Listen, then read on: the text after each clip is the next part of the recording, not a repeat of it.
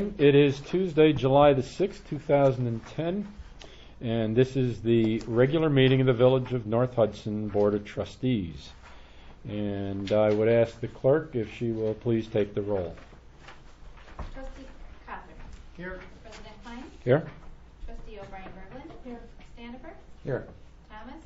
Here. Wecken. Here. And Zappa. Absent. I'm going to assume that the trustees have read the minutes from the June 8th board meeting, and I would ask for a recommendation for approval. I have, and I so move. I'll second.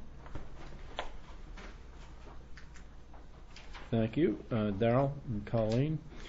Are there any suggested changes, any questions, or any amendments? Hearing none, all in favor of accepting the minutes as posted indicate by saying aye. Aye. Opposed, same sign. It is at this time in the meeting when we ask if there are any comments from the floor. This is an opportunity for residents to make the board aware of topics, issues, opportunities not on today's agenda. And I might remind you that it is to make the board aware of these. We cannot engage you in discussion or argumentation. Seeing none, we'll move on to item number 4, which is new business from the board or staff. Start with the president's comments. You'll notice item number 1 on here is a proclamation naming St. Croix River Awareness and Cleanup Week. And we'll just have, I'll read the proclamation even though it is long, unless somebody else would like to read this proclamation. Would somebody like to read the proclamation? The proclamation goes as follows. This is from the St. Croix River Awareness and Cleanup Week program, and I'll explain a little bit more of this after the motion is after it's seconded. Whereas the St. Croix River watershed or basin encompasses 7,760 square miles, over 24 major sub-watersheds, and hundreds of smaller direct tributaries straddling the Minnesota-Wisconsin border, and whereas maintaining and improving water quality is essential to protect public health, wildlife, and watersheds, and to ensure abundant opportunities for public recreation and economic development, and whereas millions of tourists visit annually and support a thriving tourist industry and hundreds of thousands of boaters, anglers, and quiet sports enthusiasts enjoy the water, and whereas 3 million people thrive in or near the basin and claim that the St. Croix Valley is central to their quality of life, and whereas the basin is at the intersection of 3 biomes, the North Boreal Forest, the prairie and deciduous forest, and home to at least 40 species of native mussels, and is a major migration corridor for hundreds of species of waterfowl and other birds, and whereas it is the historical border of the Lakota and Ojibwe nations and the location of many historical sites and structures, and we're almost done. Whereas the Upper St. Croix and Namakagon rivers are among the first 8 named to the United States Wild and Scenic River System, and Lake St. Croix was named impaired water for excess phosphorus in 2008. 2 major tributaries, the Sunrise and Willow, were similarly designated. American Rivers calls it one of the 10 most endangered, and whereas every citizen, elected official, and other interested groups should contribute to keeping our environment clean and healthy by working together to preserve clean water and the natural beauty of the surroundings. Now therefore I, George Klein, by virtue of the authority vested in me as village president of the Village of North Hudson, do hereby proclaim the week of July 17 to 25 as St. Croix River Awareness and Cleanup Week, and urge every citizen to do their part to restore the beauty and the function of our lakes and streams. When this came before me, I made it clear to our administrator that I would not sign this until this board approved this proclamation. I will then sign it at your recommendation. So I need a motion to adopt this proclamation. I'll move to adopt the proclamation for the St. Croix River Awareness and Cleanup Week. Thank you, Colleen. Do I hear a second? I'll second it. Thank you, Darrell. And then discussion. Just as an FYI, a number of other local governmental units have signed similar proclamations. I have already signed one on behalf of St. Croix County. I might say, Mr. President, you read this very well. The only difference in this proclamation and the one I signed for the county is that I did not read the entire proclamation in front of the board. That's too bad. You read it very well. I want the audience to know what this is all about and to actually provide some interest in this. And along those lines, I know that Gloria is attending a program called Putting the Pieces Together, and I also am planning on attending that. I've already sent my check in to the St. Croix River Association. It is Wednesday, July 21st from 6 to 9 p.m. It's a workshop, and it will focus on some of the issues that we're experiencing on the river. And I am looking forward to that, as I think, Gloria, you are too. I am too. I think it's going to be any education you can get on our environment is good. Any other discussion on this? I think we're very fortunate to live where we do in the St. Croix Valley. This is something that we should not take for granted, and we need to protect it. So, that having been said, I'll ask for a proclamation. We don't need a... No, we're going to do a voice thing. Mm-hmm. Yeah, okay. All in favor of the motion is read. Please indicate by saying aye. Aye. Opposed, same sign. Thank you very much. We have an opportunity to appoint a very learned scholar to the Historic Preservation Committee. This woman has been serving on this in the capacity for a while, hasn't she, Stan? Working on that Historic Preservation Committee. I'm not 100% sure who you're talking about. Well, I was talking about your wife, Mary. Mary has already been doing quite a bit of work on this, and she is a representative from the Plan Commission. The Historic Preservation Committee has as a requirement a member from the Plan Commission. Mary has agreed to serve on that committee, and I would ask for a motion from the board, from someone on the board, to accept Mary Wicken as our as the most recent member of the Historic Preservation Committee. Also move. Thank you, Joe. Second. All right, give it to Darrell. Any further discussion? All those in favor of the motion to accept Mary on that committee indicate by saying aye. Aye. Opposed, same sign. Thank you very much. Today was kind of a landmark day in a way. I'd just like to share with the board. Today was the day we opened our new library. And I took the opportunity to visit the new library. And Linda, the librarian, gave me quite an extensive tour of that building. The staff there, especially Mary, are so excited about that building that I hope you can stop by, even if you're not going to take out a book, even if you're not going to read a magazine, but stop by and walk through that new library. I think you'll be impressed. I know the staff is, and they were very busy all day today. And every comment that they got was very positive. Even the teenagers are excited about the new library. Even though they don't have any furniture in the teen department yet, it's still exciting. And they know that they've got a place that they can call their own. I was also very pleased to see the number of... I was there, it was late this afternoon, and I was very pleased to see the number of young people who were in the library. And I saw ages from the very young, and I do mean very young, all the way to senior citizens who I think might have been older than me. It's a place for everybody. Stop by and see it. Say hello to Mary, say hello to the staff, and take a tour of your new library. All right. Gloria, you have anything that you'd like to share? Yes, next week, I just wanted to let the board know that next week Becky and I will be attending UW Green Bay. She will be on her clerk's course, and I will be on the treasurer's course.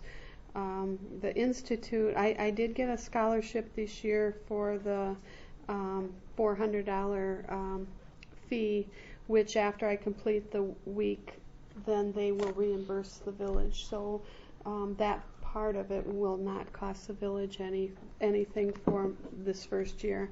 I believe Becky had applied and received a scholarship last year too. Yep. So I guess that's mainly just letting you know that we will be out of the office, and may ask Becky O'Keefe from the police department to handle some of the burning permits on the days that Dee Dee is not here. And Dee Dee will be here on Monday, Wednesday, and Friday. Very so. good. So we will have coverage to some degree. And Mark has agreed to help too. So just the main things that. Mark Ekblad. Correct. Sorry. Not. Yeah, there's way too many marks. Too many in this marks. place. Too many marks. Okay. Very good. I know you'll get a lot out of that I'm excited. workshop. It'll be my first year of going. So. You said the chorus, and when you were discussing it, I thought I heard the word chorus, and I wondered if you were part of a singing troupe. No. No. Oh. I don't remember saying course institute. Courses. Courses. All right. Becky? Okay. I just have just a brief update. As many of you probably are aware, the smoking ban went into effect statewide beginning July 5th. So there's no smoking anymore in any workplaces in the village. That includes all of our bars and restaurants. So at least inside, there's no smoking, and that is being enforced. However, those establishments are still allowed to sell cigarettes over the counter. There are no cigarettes to be sold in vending machines anymore. They just need to make sure that they still get their cigarette licenses here through the village, but they are able to sell cigarettes, although nobody's allowed to smoke them anymore indoors. So we should all be enjoying nice fresh air in all of the bars and restaurants. Okay. And that's really all I have. Thank you, Becky. Item number 5, North Hudson Police Department. Years of service recognition. Mark, I turn it over to you. Thank you, George. In years past, we've recognized years of service in a couple of different ways, and I think the most recent inviting members of their family, officers, members of their family, and those types of things to get together where there's been punch and whatnot served. And I think it served as a nice recognition in a smaller scale, and I think it's something that I want to try to change just a little bit going forward. Typically, we have not recognized years of service until an officer has reached 5 years of service, and then typically it's been every 5 years after that, just as a reminder of the work that these officers are doing and the fact that they're committing their time, their energy, time away from family and a number of other items to the village, and I want to make sure that they're recognized not only in front of the board, but also with the fact that this is televised to the village and the area through cable, that they're recognized as officers of the village, and people can see that they've done and spent a lot of their time and effort in service to this community. So first tonight, I'll be recognizing 2 officers tonight. First, if I could call Officer Matthew Grams up. I'll have you stand up here while I do my little spiel. All right. Officer Grams was hired by Chief Eichel on May 24th, 2005. He's been assigned to or initiated 720 cases during his service to North Hudson PD, and that's up until today. His 5 years of service, he's also issued 326 citations for violations of municipal ordinances or state laws. He's been trained as a field training officer and assisted with the training of the 2 most recent hires, Officer Knepler and Officer Colombino. I do have a plaque for him tonight. Let's see if I pulled out the right one on the first try.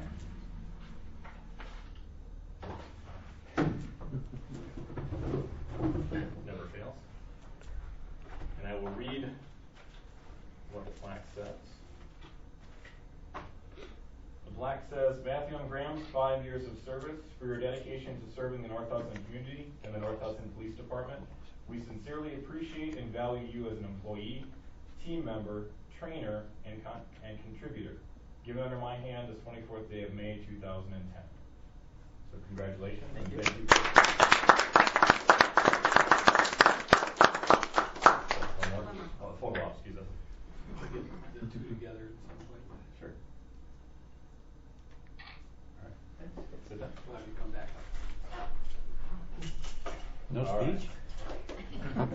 Come on, But I Matt. mentioned, and Matt is a quiet, reserved member of the police department.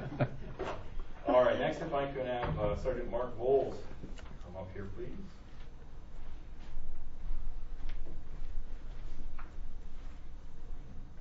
Now, this may seem somewhat strange, but I'm going to give the backstory. Sergeant Voles has served 21 years for the village of North Hudson. He was hired by the late Chief Rich Jansen, and so 21 years seems like an odd time. Again, I mentioned we start at 5, and we go every 5 years after that. One of the items that I'm going to be presenting Sergeant Voles with tonight took some doing, more doing than I first expected when I started the process. And so upon ordering it shortly before his 20-year anniversary, it took nearly 10 months to complete.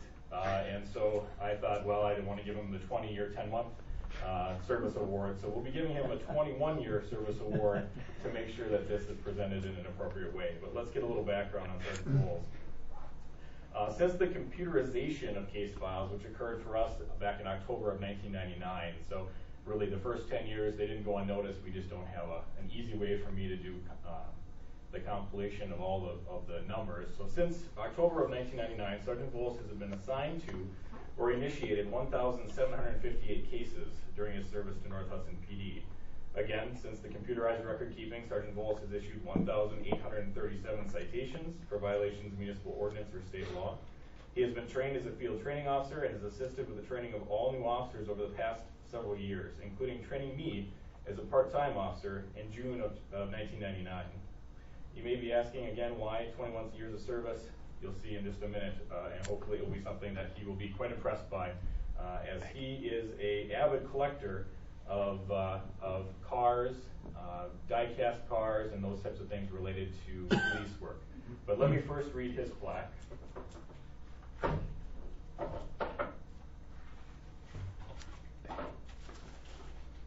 And his plaque reads, Mark Voles, 21 years of service, for your ongoing dedication to serving the North Hudson community and the North Hudson Police Department. We sincerely appreciate and value you as an employee, team member, trainer, and contributor. Given under my hand this 4th day of June 2010. Hold on a second. We'll add the second item. Again, as an avid collector of die-cast police memorabilia, including cars from various different agencies, I would like to present Sergeant Voles with a die-cast replica of a North Hudson PD squad, which has, and it's very difficult to turn on, working lights.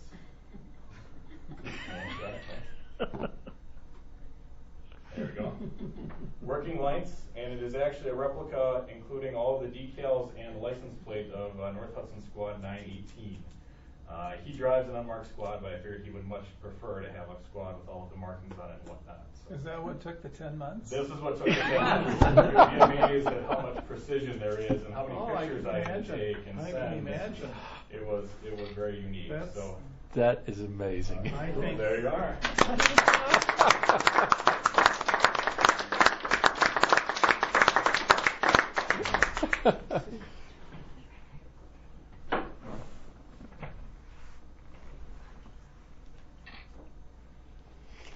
there's a siren that goes with it, but it's muffled by the case. Exactly. It all stays within there. Mark, can I ask Mark? And have your family come up with you? Yeah, well, No? We'll get the officers first. Yeah, we'll get those afterwards. That's Okay, all right. I can just imagine the next traffic stop, and he walks up and knocks on the window and holds up the replica car. Together, minutes. We're gonna take a couple of shots. So here's the first one. That's way cool. That is cool. We'll do one more. That's a nice idea. I wouldn't even have known that existed. I mean, look at the way they're flashing their sequence, you know. That's It's amazing. it is. I hope, Doug, that you can print that in color. You know, I'll show you just real quickly. This doesn't, the battery's in the hood, and I'll explain all that later. But Where the engine would be, yeah. little button where you gotta just switches it on and off. So. Very nice. There you are. Thank you. Gentlemen, thank you very Thank much you. for your service to this community.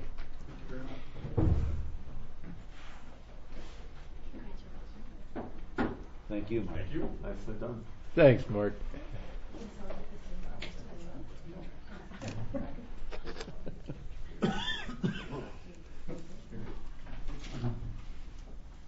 Good night. Good night. Bye-bye. Doesn't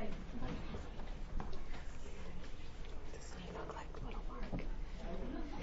He looks just like his dad. That was fun. I love seeing this recognition. It's so important in any job function. And now we get back to the mundane.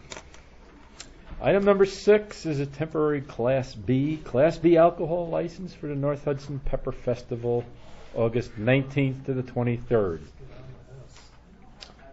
Somebody want to read the motion? I will move to approve the temporary Class B fermented malt beverages and Class B intoxicating liquor license with an effective date of August 19th through August 23rd, 2010, as recommended by the village clerk. Second. Thank you, Colleen.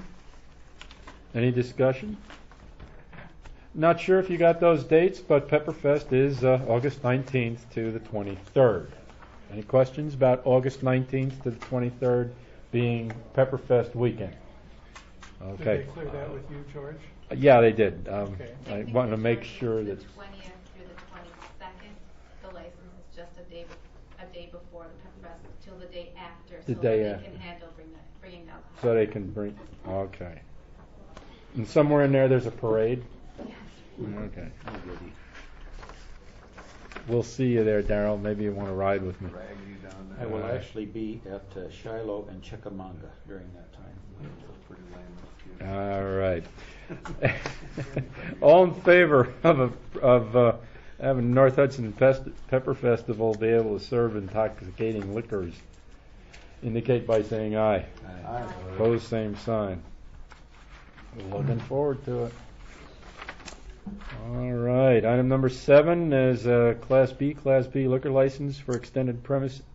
That's the one that was canceled. Is that correct? Okay. That has been withdrawn. So if you're looking at the one that says for Cozy Corner, That's not it. not it. Okay.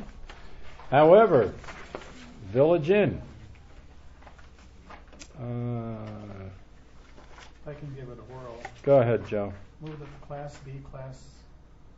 B, well, I guess I should do this. Move that the Class, open parentheses. No, close B, close C. Yeah. Class B retail license for the sale of fermented malt beverages and intoxicated liquors for the Village Inn be temporarily amended for an event taking place on Saturday, July 24th, 2010 with the following conditions. Do you want me to read all of that, or should we just say there are conditions 1, 2, 3, 4 as... If you could read them. They should Okay. be. Area outside of current licensed premises to be completely enclosed with a fence assessed only from an area adjacent to the main entrance of the building. Use of alcohol shall remain within building, existing patio or fenced-in area. Use of outside area only with specific permission of village board for each particular date and event. Owner to provide equal amount of adjacent substitute off-street parking while parking lot area is fenced during time of event. Maintain the no parking alley between the Village Inn and Zappa Brothers for emergency and village public works traffic during the event. And 4, owner to be responsible for band music volume and outside music to end no later than 9 p.m. Thank you, Joe. Second by? Second. Thank you, Colleen. By the way, just in case anyone is concerned about this, all of these requests that we're recommending approval of have gone through the chief of police in his investigation. So, any questions or comments regarding the Village Old Time Bar reunion for /Hudson Booster fundraiser? Any questions? All in favor of the motion indicate by saying aye. Aye. Opposed, same sign. Okay. The next one has to do with an ordinance change. I'm sure you've read this over, ordinance number 2-2010. I'll ask for a motion and then we can talk about it, or I'll ask for some clarification if there need be any. Just trying to see, it's 2-210? Yes, 2-2010. Yeah.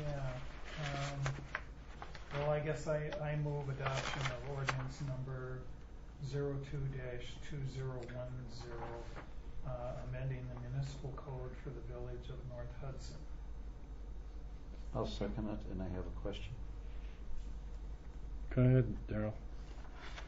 Has this been reviewed by council, and if so, are there any observations or comments that you want to make about it, Terry? Yeah, Mark and I went over this quite a bit, the chief and I, and we went back and forth on it, and it's an ordinance that's being used in some other municipalities and seems to work pretty well. We did talk about the fact that there is a potential challenge to part of this with respect to somebody having an alcohol concentration which they got when they were with their parents and then later are not with their parents. But there is also a presumption of possession when you've got alcohol in your system, although that hasn't gotten up to our Supreme Court yet, although some states say there is and some states say there isn't. So it's not an absolute 100% cut and dry fact yet, but I guess those are my comments. So I think it's a good, solid ordinance that the chief has come up with, and we tweaked it a little bit, but I'm not going to say there's not an opening here for a challenge by somebody who wanted to make one. I can recall when our kids went through driver ed, they learned about not this ordinance per se, but the state statute, and it was very clear to them. I remember them telling me about it, and I don't see that this is in conflict with what they learned in school. No, and for a driver in a car, that's absolutely true. But this would encompass more situations than just someone in a car. Oh, I'm sorry. It wasn't. Yeah, they were talking about if they left the bar after having been with their parents and now they're on their own. Yeah. No good. You got to stay with your folks. Yeah. Okay. Well, So, it's all right. Any other questions or comments regarding this item number 9, the ordinance 2? Okay, just so I can clarify it, I see some numbers in here about 0.00 grams of alcohol. If it's greater than 0.00 grams of alcohol and 210 liters of breath, does that mean, I don't know how sensitive our tests are. I don't know how sensitive this is. It almost seems like if there's any hint of... That's the way this reads. Yeah. Anything. That's accurate. Anything in 2010, then got a problem. It's kind of a zero tolerance thing. Yeah. I guess the chief might be able to Okay. give more specifics on what the breathalyzers are and what the numbers mean, but it's definitely, the intention is zero. Okay. Can I ask a question? Sure. Would someone on cough medicine show up with anything on? I heard that there's like alcohol or something in cough syrup.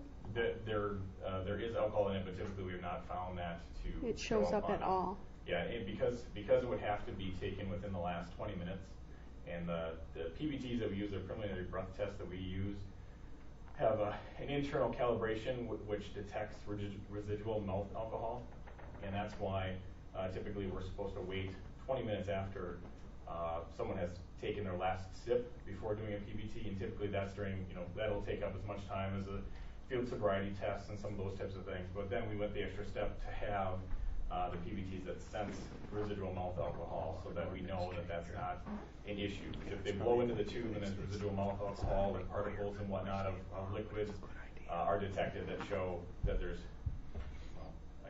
for being repetitive, residual mouth alcohol, and therefore it won't give a reading. It'll basically shut itself down and you have to reset the machine and go through that process all over again.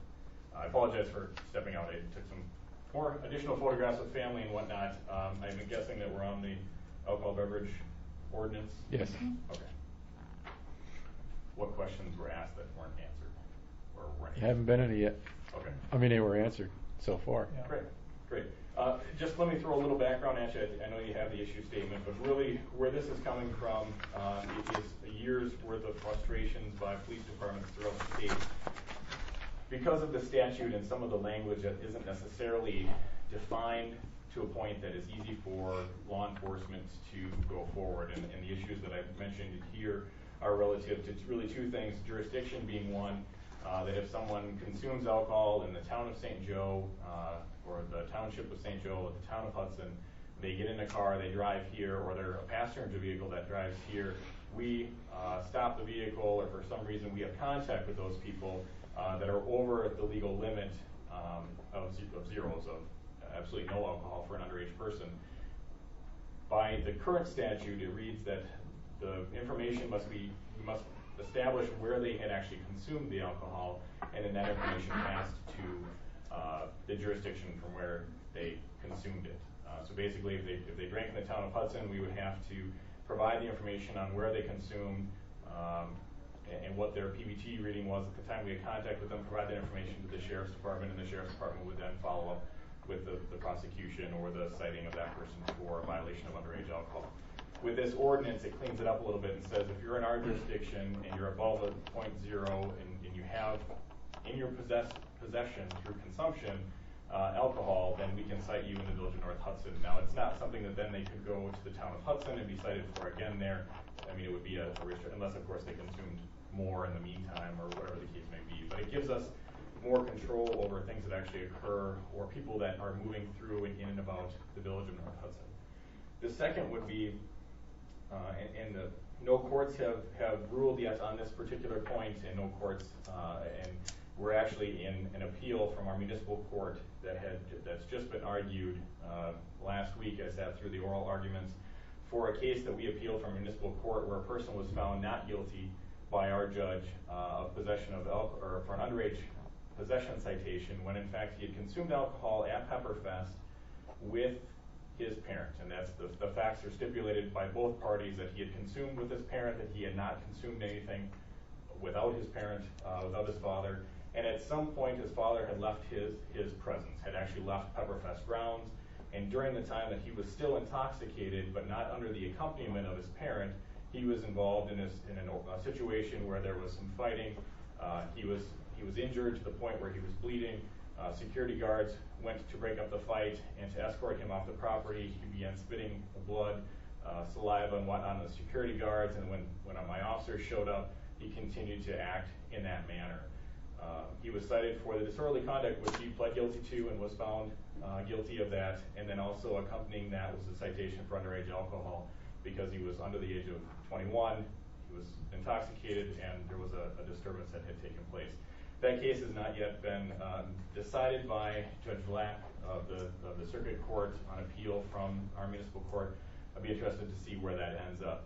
This ordinance cleans up a little bit and says to parents, if you are allowing your children to drink, which is the state law in Wisconsin, it's I believe the only state in the country that you can drink with your parent. I don't know that for a fact. I haven't done that research, but I know that I don't know very many. If you're consuming alcohol and your parents are providing you with the alcohol, basically that they then must accompany you or be responsible for you for such time that you're now back to a sober state or back to zeros as far as the PBT is concerned. Our concern there is that person that gets, they've been consuming, parents been consuming. Obviously, we understand that there's some changes that occur in a person's decision making and some of the things that go on. The parent continues to provide, and maybe that child or that person under the age of 21 reaches a level of a 0.1 or even a 0.08, which is legally intoxicated as far as driving is concerned in the state of Wisconsin. They then, their two buddies, Joe and Rich, show up and say, hey, we're sober, let's go for a ride. He gets in the car with them, they go out and cause some sort of havoc or whatnot, where the parent is no longer accompanying them while they're under the influence of that intoxicant. We understand that children or young adults don't make the greatest of decisions without alcohol involved because of some of the maturity issues then you add alcohol, and you've got some further concerns. So this part of the ordinance would then say that a person, even though they have consumed with their parent, if they're out in the village of North Hudson and they're moving around and they're not accompanied by their parent, the fact that they are now over the legal limit of zeros for an underage person, they can be cited for the underage alcohol consumption violation under this ordinance. Long description, but I wanted to make sure that it was pointed towards the issues that we've been having with relation to some of those concerns and problems. And they tend to be heightened when it comes to the Pepperfest time, just because there are a lot of people that do consume with their parents, which is fine. I mean, that's obviously under state statute. There's nothing that we can do to change that. But we're just asking the parents then be responsible for those underage persons until such point that they're back to a state where they can make their own decisions and whatnot without the intoxication being a factor. Thank you, Mark. Questions? Now, one of the things that I did not see in here was another, I believe it's part of the state statutes that says that underage person must be domiciled with or at the same place as the parent. I don't believe that's in the statute. That's what we learned several years ago when our daughter was here and had to prove that she was of age. And I said, it's our daughter. And they said, okay, where does she live? Well, she does not live with us anymore. And they said, then they looked at our daughter and said, you need to prove that you are 21. And this was at a licensed liquor establishment? Yes, it was. Okay, in and Hudson. Each licensed liquor establishment can make their own, I mean, they have discretion over how they treat that. I mean, you could bring your daughter in and say, I'd like to serve her alcohol, and they can say to you, no, we're not going to serve you the alcohol to provide to her, and we're not going to provide the alcohol directly to her. They have the right to refuse anyone's service. So it may have been a policy. It may have been a policy of the establishment. Thank you. It's not under state statute. Basically. Thank you.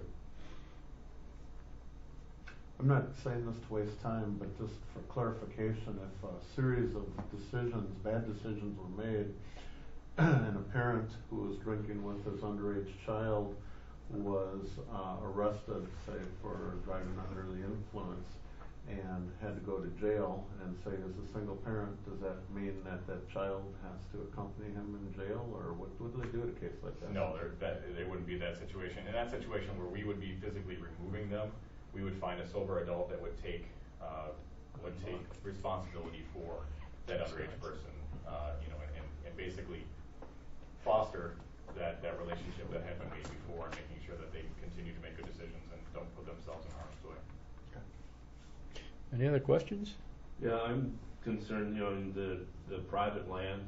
I mean, what is in section 2 there, the village on either public or private land unless underage person is accompanied by parent. I mean, is that a residence? I mean, if somebody's son is a soldier, is not 21, comes home and has, is there a tolerance there if the parent, let's say, goes to the store to get something else or whatever, and the person is still on private land? It doesn't discriminate between private and public lands. It would be just like if someone were having an underage drinking party for their son and all of their friends, but they take the keys and all the things that you hear about, the horror stories behind that. That's still private property, but a person cannot provide alcohol to someone else's child or someone else that's under the age of 21. In this circumstance, obviously we would prefer that the son travel along with them to go get whatever the case may be, or if they're planning on serving their underage son or daughter, maybe have someone else run those errands, those types of things. But we're basically saying, and I obviously respect the fact that you're talking about a soldier as a specific, in this example, where their rights, and obviously they're protecting our country. But in this particular situation, the state of Wisconsin has 21 as the legal age for consumption. So. Okay. Very well done. Very clear. Any other questions or comments? This being an ordinance, although not required by law, I would still like to have a roll call vote. We'll start with Colleen. Yes. Yes. Yes? Yes. Yes. Yes. Thank you very much. Next is adoption of ordinance 3-2010, Chapter 70, offenses and miscellaneous provisions, article, etc. I'm glad to see, Mark, that you're anticipating that there might be some need for clarification here and that you're still at the podium. This is, I take it, the ordinance on mandatory liability insurance. To open up discussion, I would ask for a motion to adopt ordinance 3-2010. Also move. Thank you, Joe. I'll second. Thank you, Jim. Again, just for some Want short to talk about it? I believe it was 2 months ago, I brought a very similar ordinance forward, adopting under the same chapter, 70 offenses and miscellaneous provisions, the smoking ban. And this particular ordinance is not unlike that, where currently the adoption as of June 1st of the new mandatory liability law for any drivers on state highways within, or state and local roadways within the state of Wisconsin, must have liability insurance and be able to provide to an officer upon request proof of such liability insurance. Currently, we would only be able to enforce that at the circuit court level because it's a state law. We don't have an ordinance adopting that state statute. We would only be able to issue citations through our circuit court, which we don't receive any revenue, or the revenue comes in a different way by going through the county and those types of things. Adoption of this ordinance or adoption of that state statute into our ordinances allows us to write forfeitures through our municipal court, thus providing us with more access to the funding from those, the revenue from those citations. We're not changing anything, we're not amending anything with relation to the liability insurance, but we are just adopting that statute so we can write it into our municipal court. There have been a lot of changes in state law recently, so we're just trying to keep up with them as far as making sure that we can do things at a local level and not always send things up to the overworked and burdened DA's office. I think it's important that we are having this discussion, and it's also important that the Hudson Star Observer record this or present this, because people in Wisconsin have not had to have this previously, even though they get those little insurance cards probably twice a month. Am I right? I get mine twice a month, and I have to carry it with me because I travel across the country. And I know that other states require that proof of insurance. So people are going to have to start carrying it if they haven't already. That's correct. And again, it's upon request of the officer. Currently, because there's some question on liability that I still need to clarify with Terry through the village attorney's office, it has to be upon request. So an officer would come up and basically, like you may see on TV, is a license and proof of insurance. And then you would have to show them a card. There's two different aspects to the statute where we can cite someone for failure to carry that proof or to show proof, and also failure to have the insurance. In my mind, it's quite clouded because if you can't prove insurance, I'm not sure how I can say that you have insurance, but there is a stipulation you have several days to be able to bring in proof, and that citation would then go away. So I don't see this as being something that we are going to be spending a lot of our efforts on, but really it's something that went into place June 1st. Therefore, we must follow the statute and go forward. But again, I expect that the officers are not going to be asking for it on every occasion. Probably more related to the crashes and those types of things, where obviously it becomes much more important with the aspect of the two parties. A bit of a sidebar question, but I think germane to this discussion. If a person has a valid driver's license, but they are stopped by an officer for a violation, or they're in an accident or whatever, and do not have their license in their possession, they forgot their wallet at home or whatever, is that in and of itself any kind of a violation? It is, yeah. There's a state statute for failure to carry license. Again, it has the caveat in it, though, that within 72, it's either 48 or 72 hours, if you can bring proof to the police department, actually maybe before the court date, if you can bring proof to the police department that you have a license, i.e.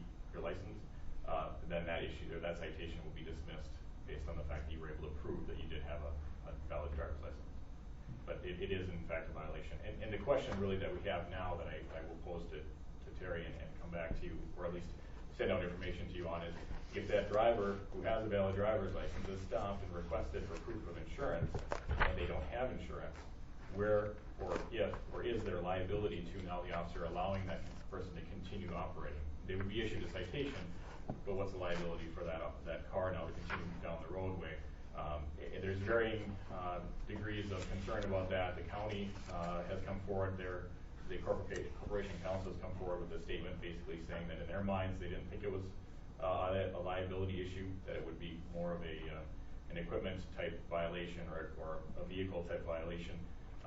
And then I've also read another attorney's response, and I can't recall who it was now, that came up with the same, I guess the same conclusion, that it would not be something where you would have to impound the vehicle or somehow remove it from the roadway until they could prove that they can now have insurance on the vehicle. Obviously very cumbersome for us to do that. So we'll get a ruling or some recommendations from our attorney and go forward from there.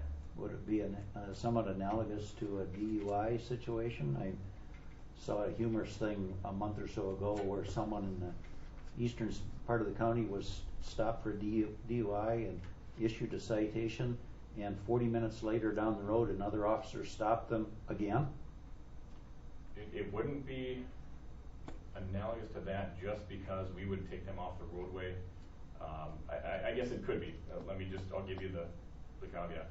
If that person was taken to jail, released to a sober adult, that sober adult drove them back to their vehicle, which may have been legally parked at the time of the stop. They got back in that vehicle, had not reached I think that was the situation. Had not released. Within less than an hour, they were stopped for another DUI. Sure.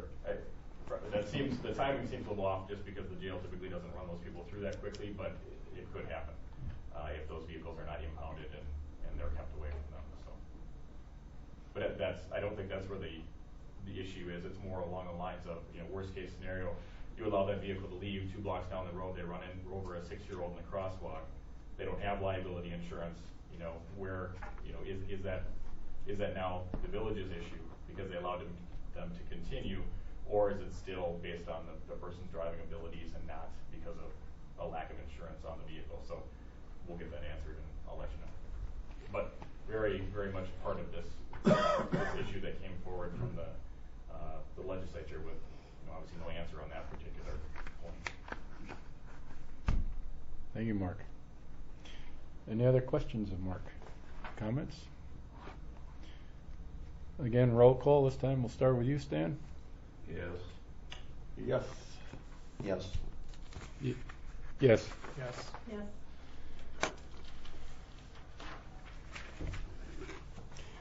Thank you, Mark.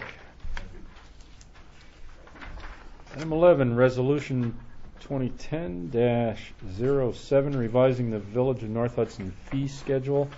And if you take a look in your book, let's get a motion first and then we can discuss it. I'd like somebody to read the resolution, please. Resolution number 2010-07, resolution amending the fee schedule for the Village of North Hudson. Whereas the Village of North Hudson has established a comprehensive schedule for all village fees and charges, and whereas the schedule has been reviewed by the Finance Committee for recommended changes, and whereas it is the desire of the Village Board to modify certain fees per the attached Village of North Hudson fee schedule. Now, therefore, be it resolved that the Village Board of the Village of North Hudson approves the amended fee schedule as attached and hereby place it into full force and effect. Dated this 6th day of July, 2010. Thank you, Colleen. I take it that was your motion. Yeah. Thank you. Do I have a second? Sure. All right. Second. Okay, thank you, Joe. Becky, would you like to just discuss any of these asterisked items that the trustees will find on the page following the resolution? Sure. If you look at the fee schedule, you'll see a few asterisks on the far left-hand corner. Those are the items that have been changed. Under municipal services, you will find that there's an asterisk next to fax charges and records requests. Primarily that has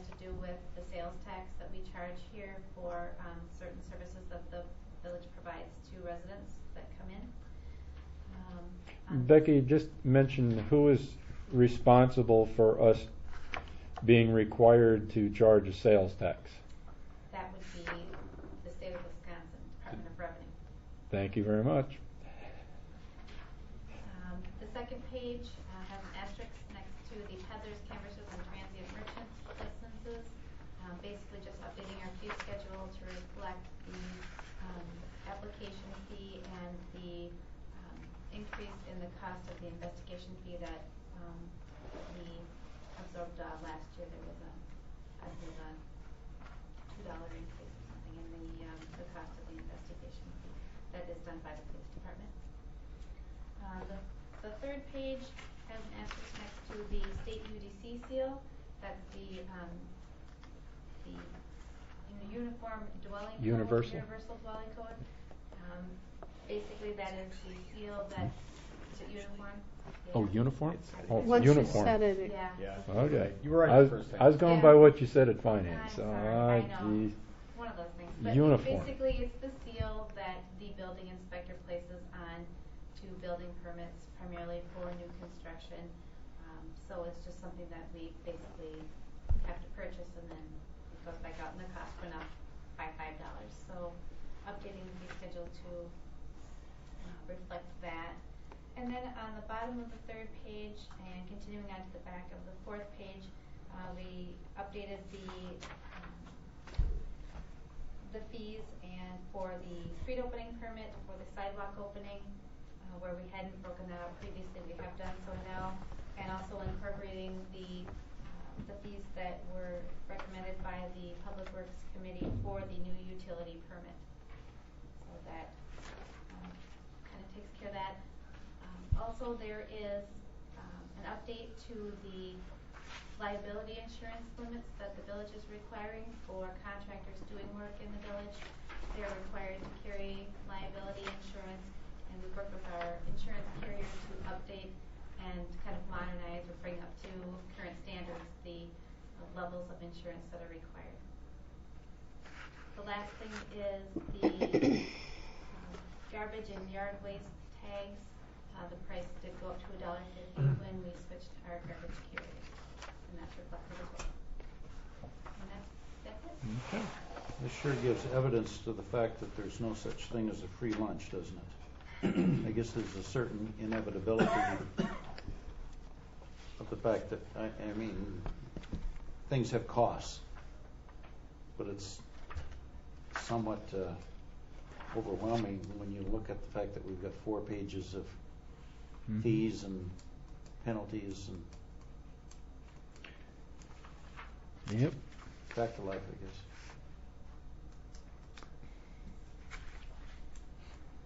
guess. Any other esoteric or specific questions or comments? This being a resolution, I will ask for a roll call vote, and this time we'll start with Colleen. Yes. Yes. Yes. Yes. Yes. Yes. Item number 12, Resolution 2010-8, DNR Review of Compliance Maintenance Annual Report. That's the CMAR. If we can make a motion and second it, I'll then just discuss a couple items and ask Gloria also to make a couple of comments. I'll move to adopt resolution number 2010-8, resolution reviewing compliance maintenance report. Would you like me to read these? It's only fair, Sure. Jim. Yeah. Resolved that the Village of North Hudson informs the Department of Natural Resources that the following actions were taken by the Village of North Hudson Board of Trustees. Whereas the Village Board of Trustees have reviewed the compliance maintenance annual report, which is attached to this resolution, dated the 6th day of July 2010. Thank you, Jim. Second by? Second. Thank you, Colleen. This is an annual thing. As I said, annual. We have to do it about this time every year. I did meet with Mark Ekblad earlier today and found out that he and Gloria put this together, but it is actually a rating. If you look at the next to the last page, the next to the last page, you will see a letter grade, and you'll see that we are letter grade A for those two items. And this is a letter grade that comes from the information that Gloria submits to the DNR. And the DNR is the one who comes up with that AA, and they're also the ones who come up with the grade point, which is, in our case, 4.00. Mark told me from the DNR, this indicates that we are in very good shape. Gloria, I want to thank you for your diligence in this, and I express that to Mark as well, that two of you did an outstanding job here. I thank you very much. Any comments that you would like to make? Just if anybody wants clarification on the second page where it talks about what amount should be in your replacement fund, that sewer utility fund, the 201 fund, has other funds for maintenance in there, but we need to always make sure, and each year the DNR requires us to increase that amount proportionately to what we think that we need for maintenance of our lift stations. And so there's $20,000 that's been designated to keep that. And it's just a way that the DNR is encouraging municipalities to save money for those repairs and to keep our water clean. You said that's at the bottom of page. Which page? The $20,000. It's on the second page. The second page. Okay.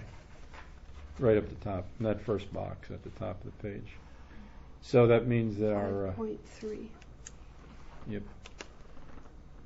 Okay. Okay. Any comments or questions before we vote? Okay. This time, Stan, we're going to start with you. Yes. Yes. Yes. Yes? Yes. Yes. Thank you very much. I see that the Plan Commission tab doesn't have anything after it, so I'm going to assume that we don't have any report from the Plan Commission. And then we get to Finance, and we would ask for your approval on the recommendation from the Finance to pay our bills. So, do I hear a motion? Mr. President, I move approval of the June 2010 non-recurring claims in the total amount of $172,098.97. Thank you, Darrell. Second by? I'll second that. Thank you, Jim. Any questions about any of the items that are in this report?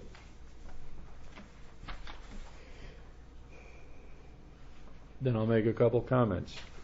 You'll notice that the last item on the summary sheet is item 415, Capital Fund Tents and Summers.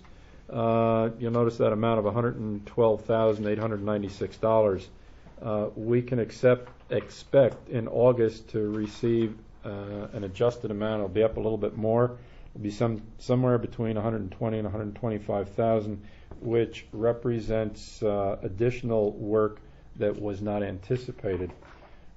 Also, there will be you will not see any additional bills from any of the subs because it's all included from A1 Excavator. So just share that in case you are concerned about next month when we see some additional costs. There were some things unexpected that they discovered that Mark can talk about when that bill comes in. Any other questions? If not, this is spending. We'll take a roll call vote. So, Colleen, you want to start? Yes. Yes. Yes? Yes. Yes. Yes. Thank you. Next item is, I'm going to turn this over to Gloria. This is the 2009 budget year-end figures and 2011 budget update. And this is just for discussion. And Gloria, I'll let you take it away, but we are going to interrupt you a couple times to compliment you on some things. As long as they're compliments. That's all. It will be. Thank you. I'm going to skip explaining what each report is because you have them in your packets and you've had a chance to look at each attachment. The only thing that I'll say is attachment 1 is the grouping by account number, and it shows the detail within each department. But if you'll skip down to the middle of the page under the administrator's comments or memo, this is an explanation of the 2009 year-end actual to budget. And if you'll go to attachment number 2, which reflects some key points. One is that the municipal court had more revenue than we budgeted, more than likely due to full staffing of our police department. The general government was under budget by $4,098. Public safety was under budget by $28,000. That's $28,000. $28,000 with a special note that due to the fire protection fee being taken out of and added to the utility billing, there was an amount of $17,830 less than what was estimated. So if you took that out of the equation, public safety was only under by $10,000, which is very good. Public Works was under budget by $13,682, and so the total general fund under budget ended up for 2009 of $50,756. This increases our total general fund balance from $312,933 to $363,689, which is 20% of operating revenue. I'd like to see this increase to 25% of operating revenues for credit rating purposes, and I think we're doing a pretty good job in that area. This is where we want to interrupt you just a moment. Gloria just read 5 items and I just want to highlight something that we discussed in finance. Number 1, municipal court had more revenue than budgeted. Number 2, general government was under budget. Public safety was under budget. Public works was under budget. We decided that Gloria deserved one of those silent round of applause for being able to keep us in such good stead with the taxpayers. We appreciate that very much. As the other department heads. Yes. And, I knew that's what you meant. Yes, that is what I meant. You're riding herd on some of these guys, and that's a good thing.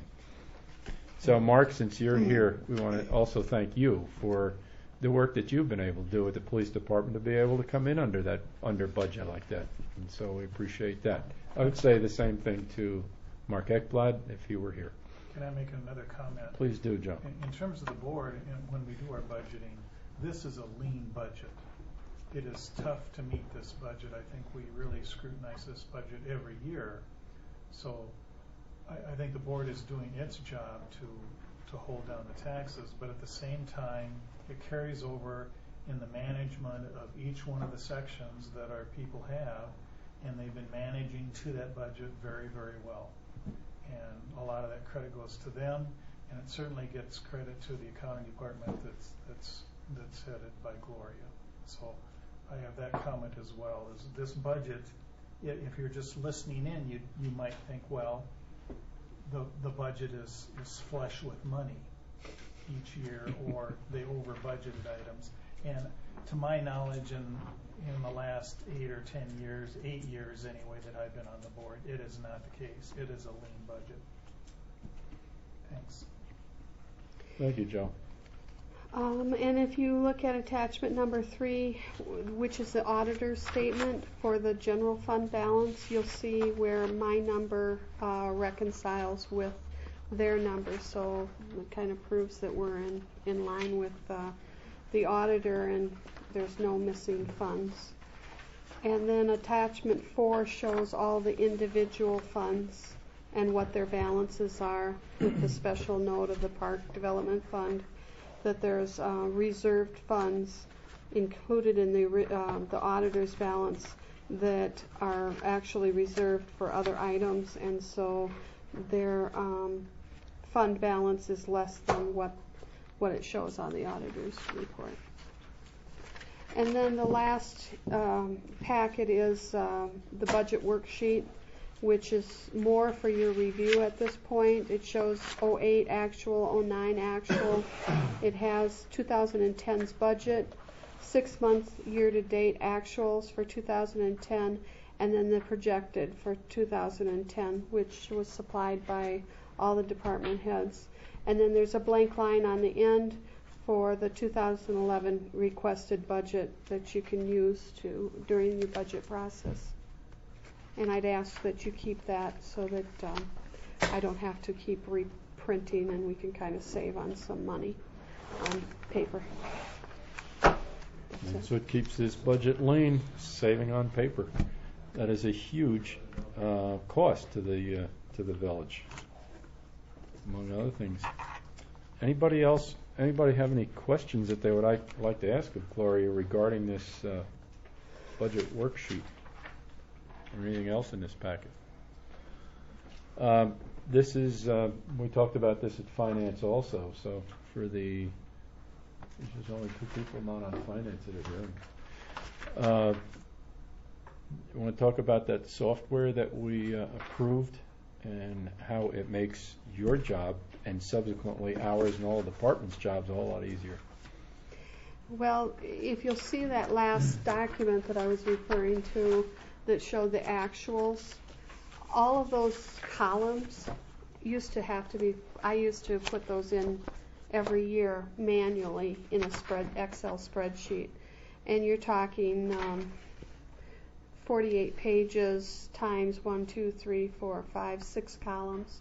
So you're talking a lot of data processing, and every time one thing would change, you'd have to go through and make sure everything recalculated correctly. Our budget program now holds the actuals that come over from the general ledger, and it also allows for input of the budget, which then stays constant. The actual 6 month, I can push a few buttons and it pulls all of the year-to-date information over for the 6 month actual. And then the projected that we do put in, we could have the system do a divide by 12 or how many months, divide by 6 months, and then multiply by 12. We could make the system do that for an average, but because our budget is so lean and that we have specific things that we have budgeted, it doesn't really work for what we need. And it also doesn't work for the revenue side of it, because a lot of our bigger monies come in at X time and not throughout the year. Twice a year, right? The Our biggest. big monies, yeah, from our taxes. Yeah. All right, thank you, Laurie. Any other comments? Okay. Mr. Stanifer. Sir. It's time for you to ask the board for money. Public Works. This is that time of the year when we do our road repair, street repair, and we paint them. And we hope this year that the abbreviations are spelled correctly. So take it away. Are you ready? Yes, we're ready. Under the chair update, I'm really not going to add anything to the minutes of our last meeting. There are a number of discussion items that we entered into, including some continuing discussion on the storm sewer utility fund and one project that we are not going to be able to do, and it's deferred. You can read the minutes. But there are some specific things that we did approve at Public Works and are recommending them to the board, and I'll take them in order. I guess before I get that the one thing that's on the agenda is the 10th Street project update discussion only. I don't know that there needs to be any more discussion. We really talked about that when we approved some of the bills. That project is essentially done. I think it looks very professional. I've driven it a couple of times, had a couple of conversations with Mark on a couple of minor little things that related to some catch basins, and they've subsequently been taken care of. So I think that we can be proud of that project, and I think the residents can be proud of the fact that they're now on a street that should not have the kind of unsafe conditions in the winter at that intersection that it had before. But there are some things that we are recommending board approval on. The first one is agenda item number C, which is the repair of 4 storm sewer catch basins. We discussed this at Public Works.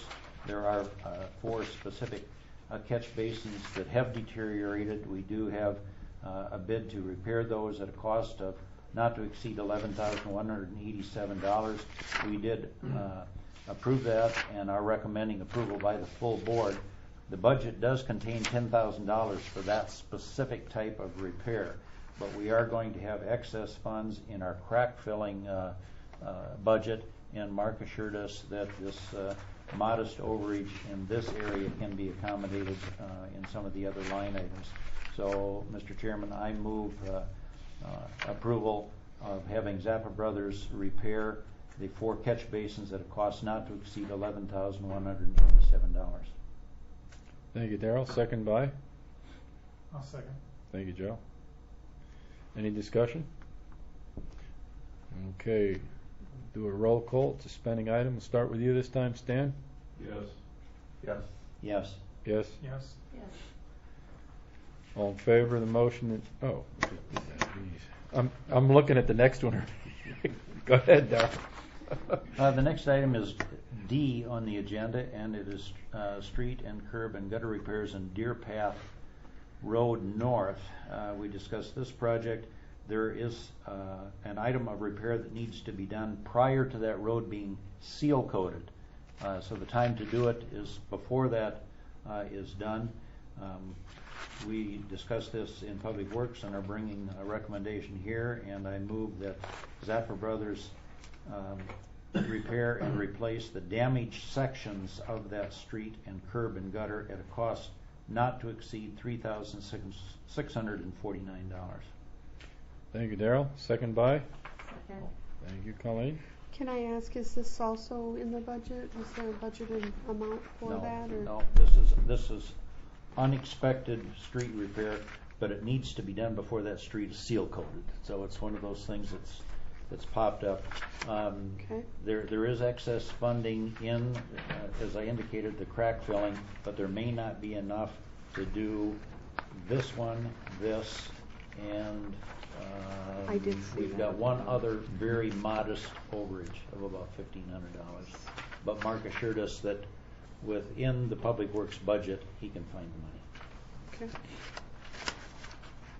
Yeah, I agreed with you. And like I say, Mark and I were discussing these today. It just didn't make any sense to do. No, it'd be foolish to seal coat the street over with the deterioration that's there. Just an FYI for the rest of the board on that one. That tree is going to, unfortunately, that tree will have to be removed. Yeah. It is on right away, so it is our tree. And you'll notice on the Zappa Brothers proposal, down at the bottom it says to grub the tree stump in the right of way. This is to actually get it out of there. Yep. Rather than grind it and then have it rot, deteriorate, and then the street cave in where the rot took place. So I think it's being done the correct way, and I applaud that. I agree with that. Darrell, just a quick question. Did anybody else present bids on this? No one else presented a bid. Right, so It was put out for bids and no one else bid. thank you. That's an important note. Sometimes these jobs are too small for other companies to want to bid on them, and so we're using our local contractor, and it's a very fair price. So. Seems right. All right, Stan, you want to start with the yeses down there? Yes. Yes. Yes. Yes. Yes. Yes. Another street here. This is a budgeted item. Now we're getting into some of the repair and maintenance of the infrastructure. E is the bid award for the crack filling project. We will not be spending the full amount that we budgeted. This bid came in nice shape. After reviewing the bids, we are recommending that Farner Asphalt Sealers Inc. crack fill the streets. The specific streets are listed on the proposal if you want to look at that, and that their total project would be at a cost not to exceed their bid amount of $8,058. And that's your motion, Darrell? That's correct. I'll second that. Thank you, Jim. Any discussion?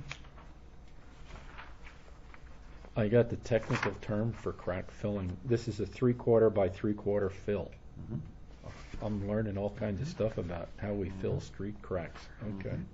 As opposed to the seal coating. And these cracks get routed out, actually using a router to clean it out so that it can be filled. And I'm learning some things. I'm gonna have to go know watch. about this process. To amplify on what Darrell just said about under budget, you'll notice that right at the top, I opposite RE crack filling bids, 2010, the budget was $15,000. So there's where we got picking up almost $7,000 out of that. If I take into account all of the variations, it comes to about 8,000, and we've got 7,000 cushion. Right. So he'll just need to. Right. Mm-hmm. And he said we just may have to delay something modestly, but it can be accommodated. Yep. Yeah. All right. Any questions or comments? Colleen, you want to start the yeses? Yes. Oh, Yes. don't say that. Huh? Start the yeses. Oh, okay. Oh. Colleen, would you cast a vote? Yes. How's that? Is that better? And your vote is? Yes. Oh. Mine is Yes. also yes. All right. Yes. Yes. Yeah. The next project, or the next contract award, is for the number F, and it is the seal coating. This also is a budgeted item.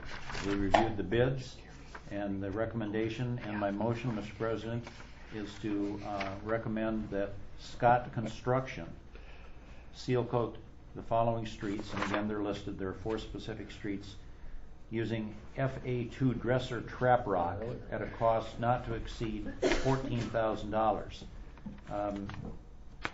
If that's seconded, I'll make one comment. Second.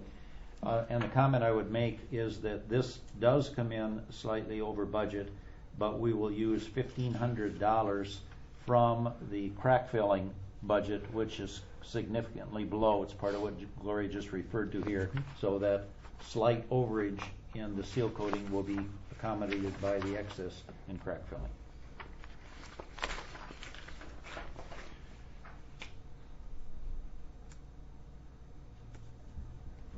I don't And hear. Joe, how much was that Scott bid? The bid was $14,000.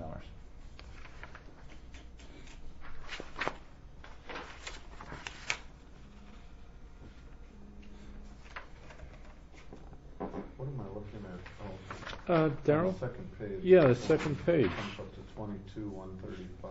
Yeah, but we're Did not. we exclude a Yeah, couple of streets? one street is out, Oh. and I don't remember which one. The Okay. ones that we are going to do is One for- Deer Path Lane, Partridge, Hunter Circle, and South Street North.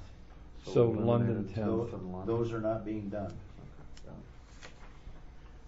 So you 35. take those out, and it's $14,000. There you go. Thank you very much. All right. Any other questions? Stan, would you cast a vote, please? Yes. Yes. Yes. Yes. Yes. Yes. The next bid project that was let was for the hot patching and the flex patching on specific streets. We're recommending, and my motion, Mr. President, is to award the contract to also Farner Asphalt Sealers, hot patch and flex patch the streets listed on their proposal at a cost not to exceed $7,037. If this is seconded, then I'll make one more observation about the budget on this one. Second. And the observation, as you can see in the agenda, in the minutes from Public Works, is that this bid does come in over what we anticipated spending and they have in the budget. So again, $2,037 will be used from the surplus that we have in crack filling. Thank you, Darrell. I learned something else about flex patching this afternoon, and that they use a polyfiber, which is something new, and it has a much longer life than did the previous material that was being used. So, getting the latest and greatest. Any other questions or comments? Okay, Colleen, how would you vote? Yes. Joe? Yes. Excuse me, yes. Yes. Yes. Yes. Yes. And appreciate your indulgence. The final Public Works recommendation that we bring, this is a budgeted item, and it is included in the budget. And this is the crosswalks, painting of crosswalks. We are recommending to the board that the contract be accepted from Allied Blacktop Corporation to paint the crosswalks, and they are specifically listed on the proposal at a cost not to exceed $2,734. Second.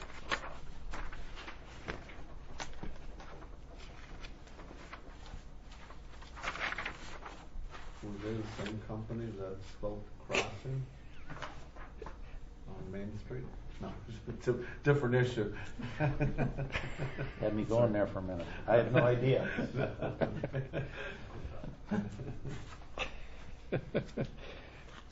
You'll see on the back of the issue statement, you'll see a list of all the streets, intersections where the painting will take place, and the associated costs therewith. Questions or comments? None. Stan, how do you vote?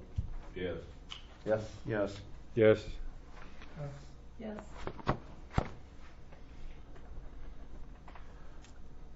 Okay, Darrell? That's all the money I want to spend, George. Today, you mean. Public safety. Joe, the floor is yours. Unless you have something to bring up, Mark. Just wanted to, bring one point forward.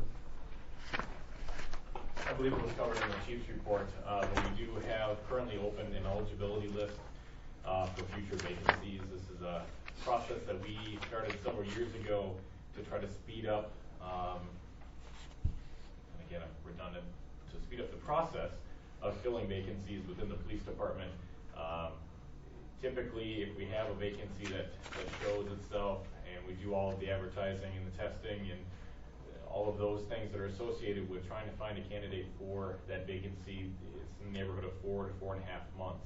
If we use that same process but set up an eligibility list, that shortens that amount of time so that when a vacancy comes forward, we can go to that number one person on the list, find out if they're still available, do backgrounds, do all the tests that are associated with it, offer a conditional offer of employment, and that process takes roughly a month to a month and a half. And so we shorten our time being down an officer and having that process starting up, training that officer and those types of things. So we do currently have a position, an eligibility list that's going forward.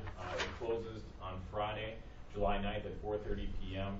You can find the information on the Village of North Hudson website under employment, and also on WileyNet, which is www.wilenet.org, which is the Wisconsin law enforcement website. So it's posted in both those places. It was in the Hudson Star Observer for 2 weeks. I believe that's now exhausted, the 2 weeks run on that particular location. But we did post and advertise it. And for those interested, the requirements are an associate's degree in any field, obviously preferential to criminal justice. You must fill out the WileyNet or the DJLE 330, which is the Wisconsin law enforcement application.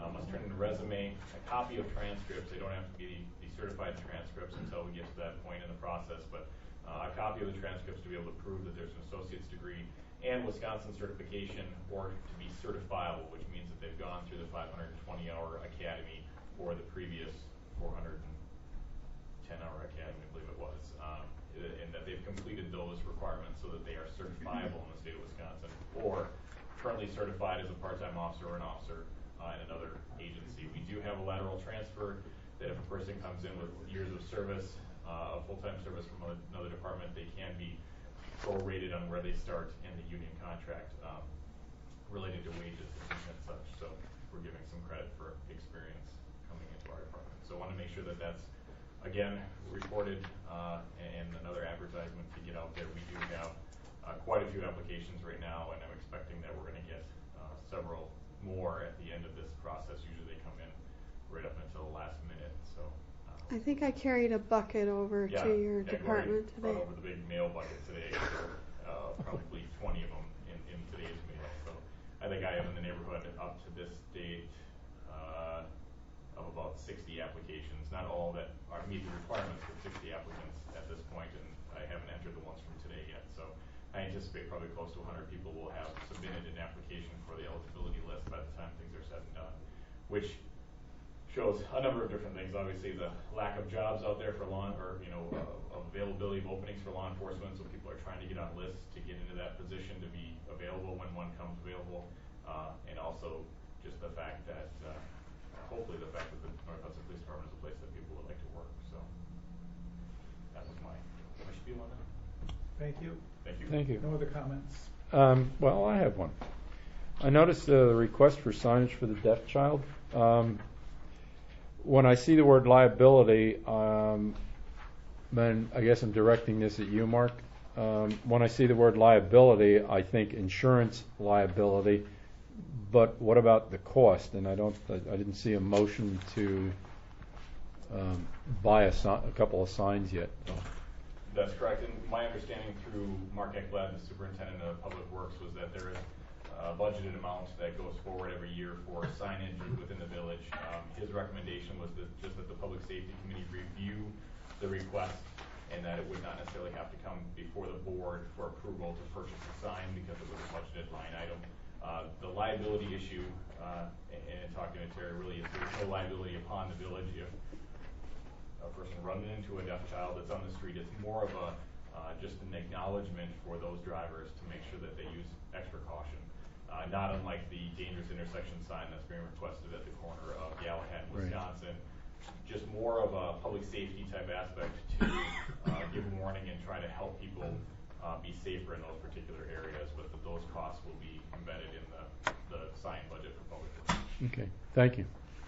How many similar situations do we have existing in the village right now where there would be signs of this nature displayed, and what has our experience been with respect to whether or not that changes any behavior patterns in those areas?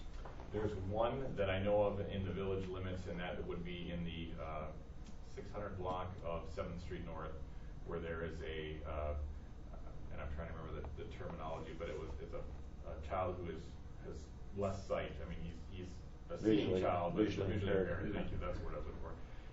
And from what I understand from the neighbors, that they're all very aware of it and that they pay particular attention to that. Now, there's obviously some concern on the part of the parents, on whether or not they feel that relieves them of some of their liability or some of their responsibilities.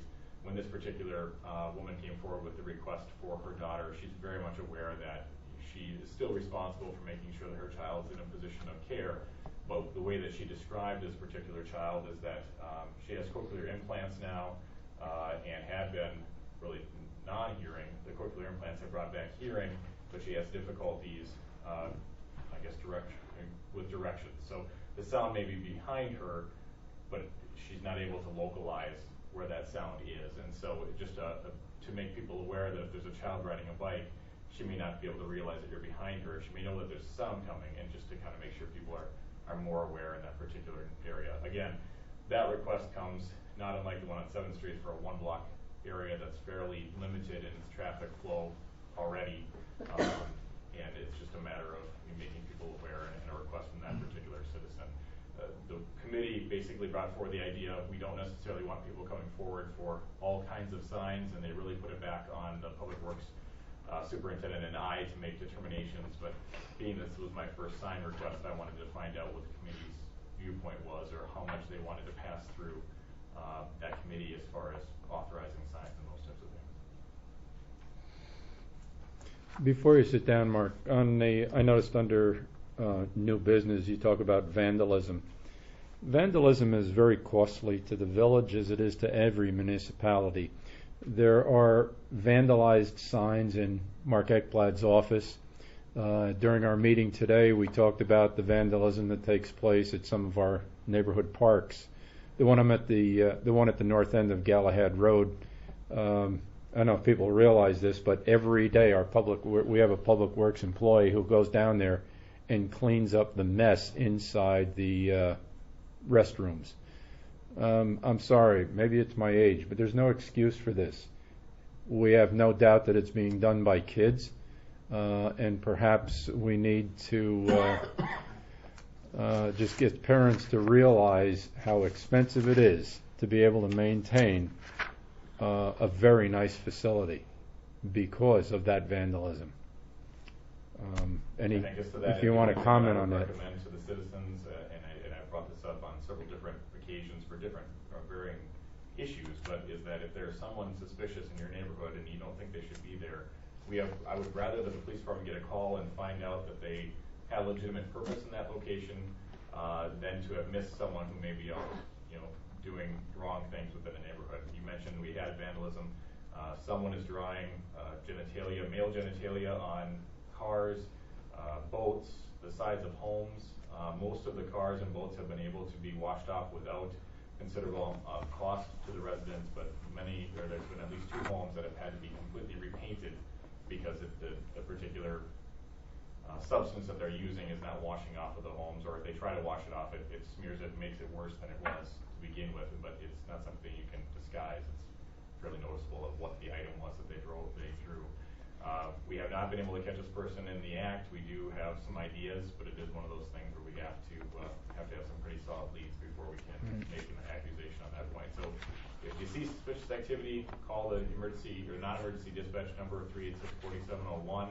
Give them all the information. You can remain anonymous, but we prefer obviously to be able to have someone to go back to and get further details if possible. But suspicious activity is probably one of our most underreported crimes within the village, or underreported situations where someone sees someone and then 2 days later feels, shoot, I probably should have called on that call. Our officers will be cordial, and they understand that something just doesn't feel right. Well, I can tell you that if it doesn't feel right to you, you live in the neighborhood, it's probably not right. So we encourage you to call the police department, but preferably when it's occurring, so we can follow up with it in a timely manner.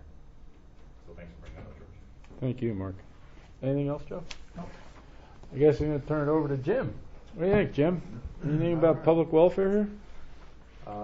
Public Welfare Committee did meet on Thursday, June 17th, and from our meeting we did end up with one recommendation to the board, which I'll start out, I'll just do a little background and I'll get into the motion. But we, with the wildlife management program, Gloria and I did hammer out a grant, and the DNR is helping us with the costs of keeping this program going.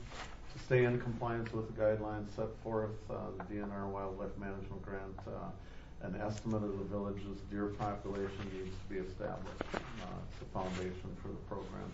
It's been determined that an aerial survey would be the best way to make this determination as to which way to go forward. The money for this has been budgeted, with 50% of the cost being paid for by grant funds. Unlike what Daryl is able to do with Public Works and put it out for bids, unfortunately, to get aerial surveyors, you don't get people bidding on it. So basically, you get on the telephone and you call everybody in the states that has a helicopter and a pair of binoculars. And with that being said, there were only 2 people that really complied to the guidelines that we are requiring. One of them was Minnesota Helicopters. Basically, it was cost prohibitive. As the dust settled on this, we ended up with a gentleman named Don Arvold, who owns Ace Helicopters, and his history with doing this is fantastic. He actually owns an elk ranch and a white-tailed deer ranch, and has got some very professional spotters that can do this in an efficient manner and get the information to the DNR that we'll need to move forward with the program. Is this a visual identification or is it infrared technology? No, it's just visual, yeah. Well, I can save you some time. I can tell you where most of the deer are. They're in my backyard. No, they aren't. They're in my backyard. I'll probably tag along on this to make sure that the residents are getting a good value, so I'll give you the time and you can call me on my cell phone. Yeah. No, you just want a helicopter ride. I wish it was that simple. With that being said, Ace came in at a pretty good price, so I'll basically, including travel time, including a spotter, including fuel, everything that's needed, based on 2.5 to 3 hours total time, including transportation to and from the village. We're looking at a total cost of $1,062.50 to $1,275, of which again 50% of is covered by our grant, and it is in the budget. So with that being said, I will move to allocate an amount not to exceed $1,500 for a helicopter aerial survey to establish the village deer population and have Ace Helicopters LLC conduct the survey. Second. And just for discussion, the reason I didn't hold right to this amount is we're going to wait until November till the leaves are off the trees so we can spot things. I am sure that we can do this in under 3 hours, but we just wanted to leave a little bit of a cushion. This still comes in well underneath the budget. Was that the fee, was part of it based on the fact that we got a 1 square mile? Basically, yeah, the tick size and then density in specific Right. areas. See, what concerns me about some of this is the deer that are not, I'm going to use the term resident in the village, but yet migrate here from outside the village. They don't recognize that there are village boundaries. And so we can say that in the village of North Hudson on November XX 2010, there were this many deer. Deer season or hunting season opens, and the number changes because they've migrated south across into our borders. So that's a good point. Nothing you can do about that, but not a lot. Deer are very territorial. Yeah. They're basically within a range of about 1.5 miles. So I mean, yes, they can cross some boundaries, but I mean, they're not coming from New Richmond, for instance. We don't let the ones from New Richmond come. I just mean they're fairly territorial. I do have a question about this, though. Sure. I will be supportive of this, and I'll vote yes. But my question is, once we do this and we have the data, what are we going to do with the data? What decision are we going to make as a result of finding that the deer population is 20 or 120? What are we going to do with that? What we're going to do is use that as a comparison with the, what is the area we're in here again, DNR? 60, yeah. 60, to just see that we're still in a position where we need to continue on the hunt and or the wildlife management program, and that we have a baseline to go with. And to not to jump back to George's question, but we are also going to look at an area just a little bit north. We want to sort of see what's going on. Okay. The wonderful thing, well, it's a double-edged sword, the good thing and the bad thing. The good thing we've got is that we're contained by the St. Croix River to the west and Lake Malibu basically to the south and the east, which is great, but it's also bad because once deer move south, they're trapped here, and that's why we have some issues that other municipalities don't. But what we're basically doing is this is more or less just a compliance with the DNR to make sure that we can continue on with the program that's the way it's going. So there is a possibility, remote as it may be, but there's a possibility that they might find that you don't have as many deer as you thought you had. There is a possibility. In which case we wouldn't continue the hunt. Well, and if you remember from the first go around, there was a amount designated, what was it, 30 deer per, I don't remember the exact area. So it also tells us how many we're trying to get to.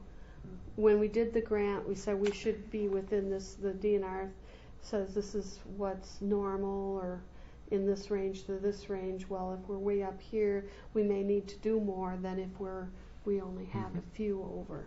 Or if, like you said, if there's not, they don't hit that number, then it may be that we don't do anything at all. And it could, it definitely has made an impact with what we did last year. Our goal is doing this properly so that we, maintain a manageable herd size that doesn't affect the ecosystem and works properly.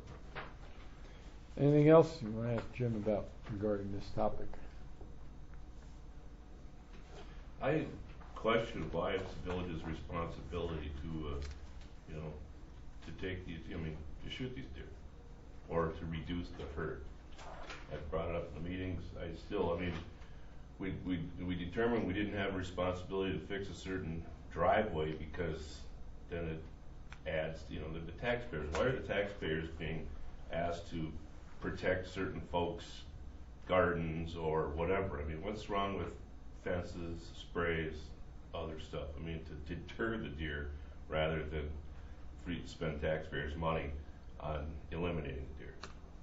Good point. The issue comes in there, Stan, is if this deterrent had been implemented a decade ago, we wouldn't be doing what we had to do last year.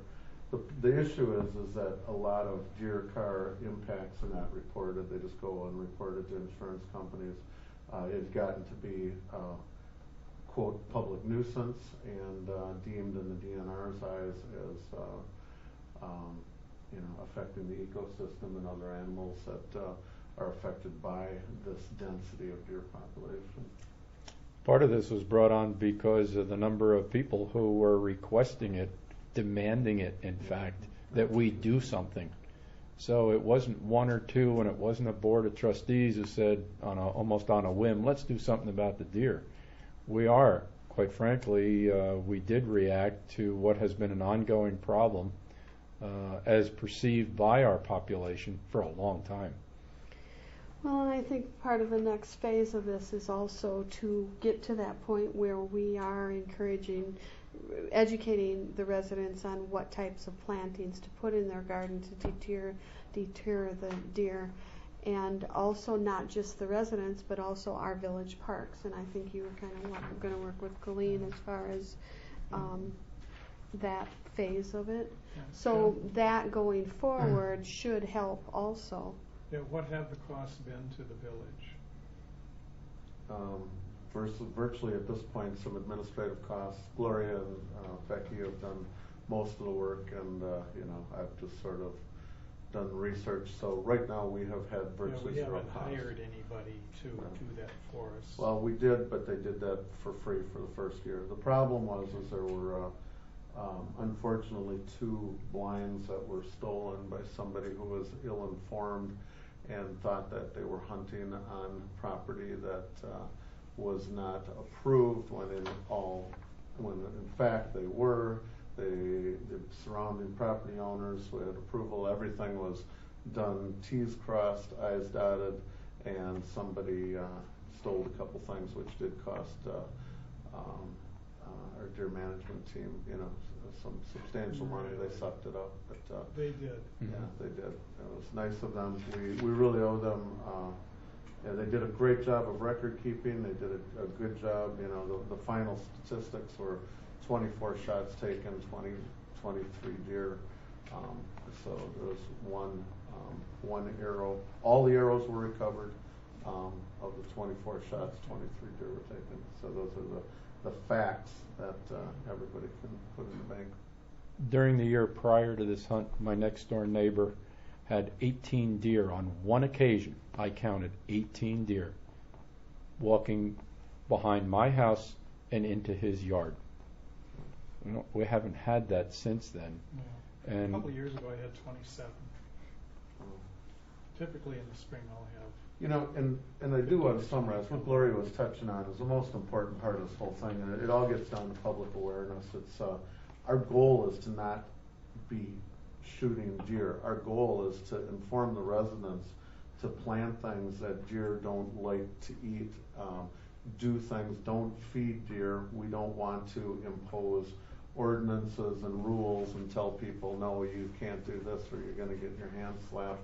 We just want people to realize that as they do that, it draws deer in, deer, affect the safety of motor vehicles. And if everybody can just use common sense on this, hopefully in the future we can, not have to be doing this to maintain a manageable herd.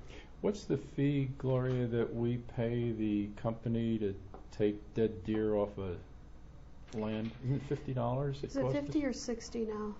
I was thinking it was actually 40. $40 per deer. It used Just to for be clarification, 20. you're talking about a deer that gets hit by a car or dies. You're not talking about deer that are part of this Right, program. right. Yeah. So, Yeah. because I did get a call, I think it was a week or two ago, from a resident who said, I got this dead deer on my property. It was a Saturday or Sunday. I get this dead deer and it really smells bad. What do I do with it? Okay. So the village absorbs that cost, don't they? So we end up with a cost to remove carcasses. And, that's another one of those fees that we don't like to have to pay. Mm-hmm. So.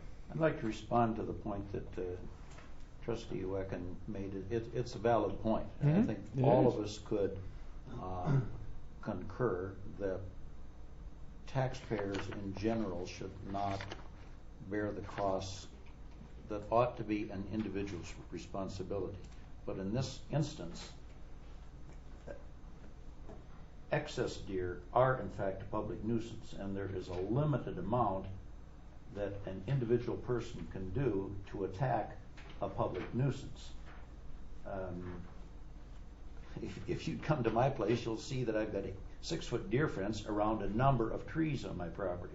I do the best I can to plant deer-resistant plants and perennials.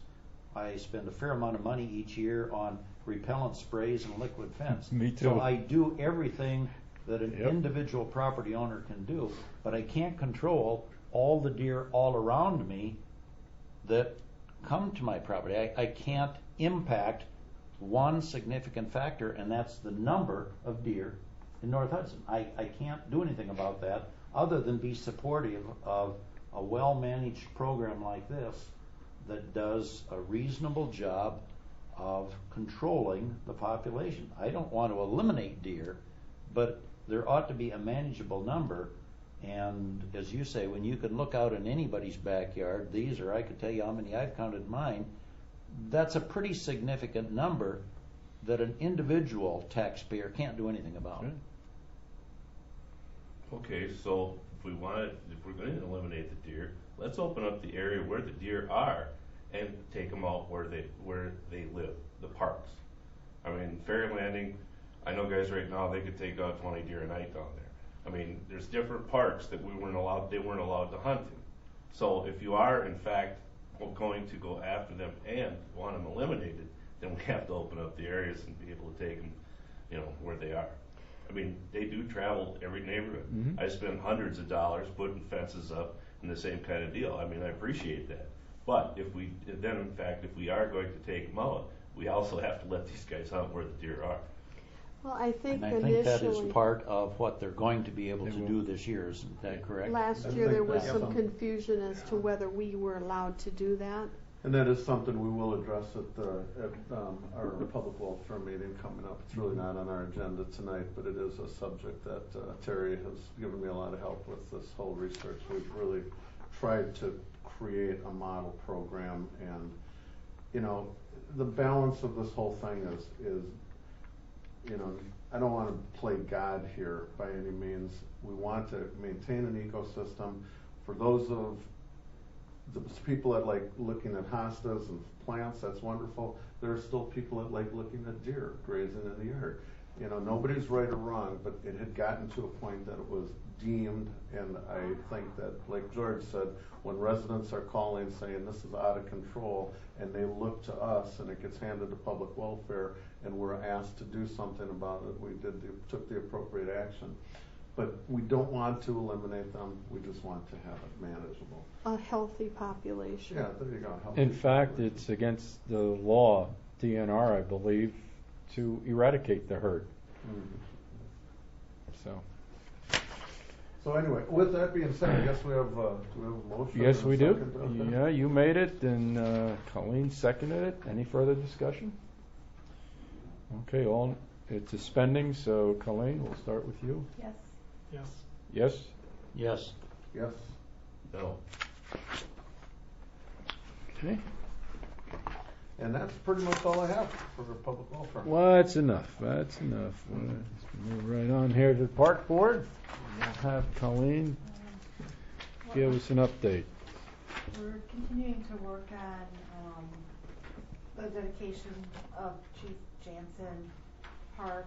We haven't set the date yet. We want to make sure all the park equipment is in, which it should be done later this month.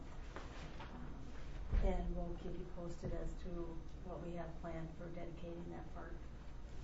Continuing to work on the grant application for the railroad property.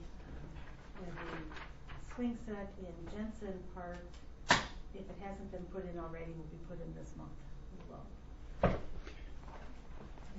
That's all I have to Got a couple questions. Did they get the restroom completed by July 4th? I'm pretty sure Mark said it would be. It would be. I don't know if Okay.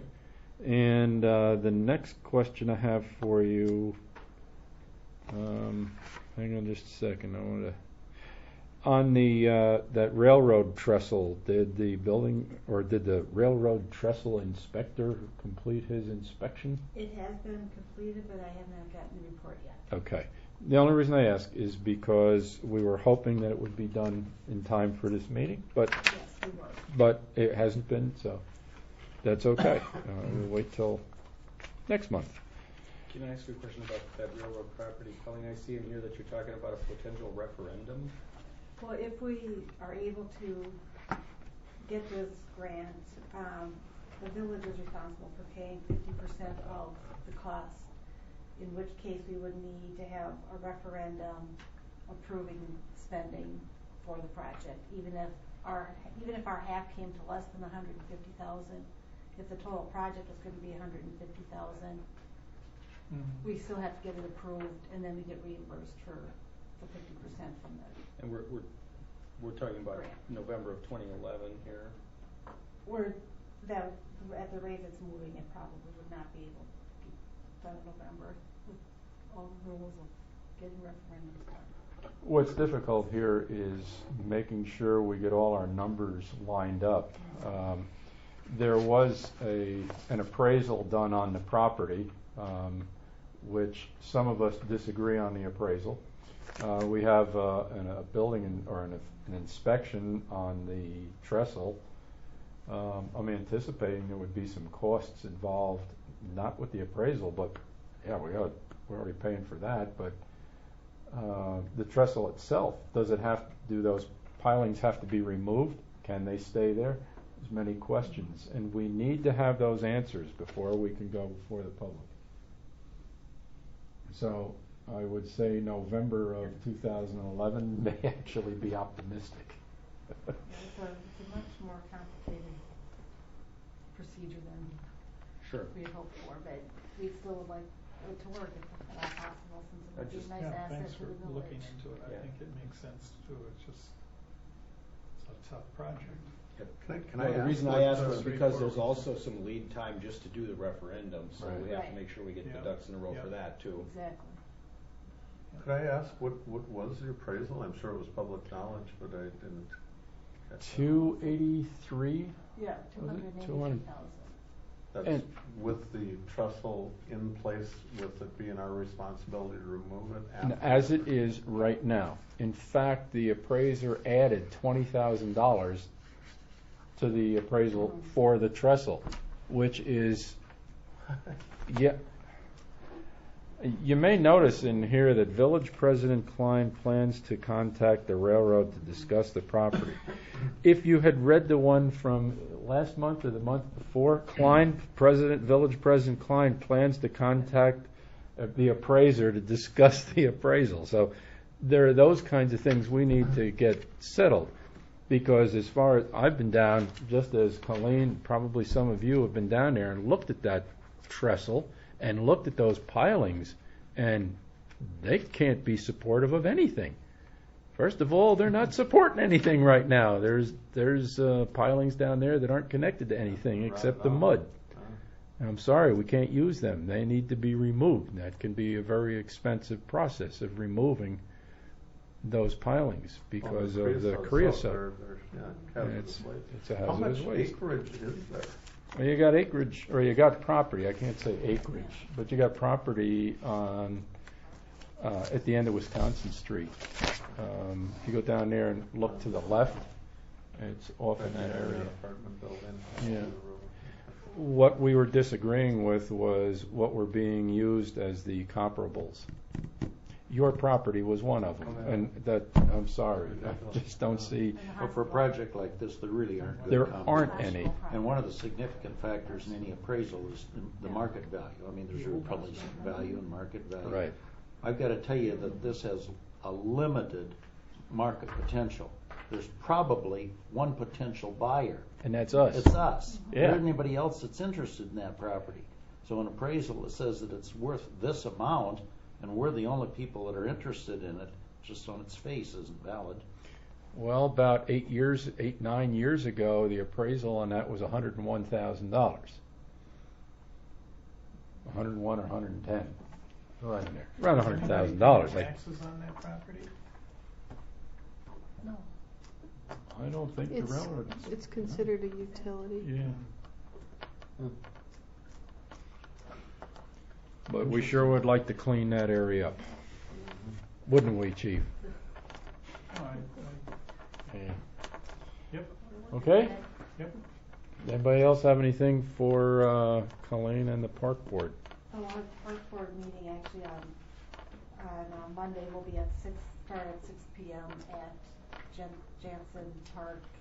Bruce will do a site visit and kind of plan work with equipment and things. And then we'll come back here. You're going to start here and then go there? No, we're just going to start there. Okay. It's not on the agenda. That's what, Becky? The agenda reflects the fact that they'll be starting their meeting at the park. In the past, we've always started here, you recess and go to where you're going to go and then come back so that it's consistent that this is where the park board meeting is, but as long as it's noticed, I guess. Okay. Anything else? No. Just draw your attention, there are a couple documents at the end of your binder.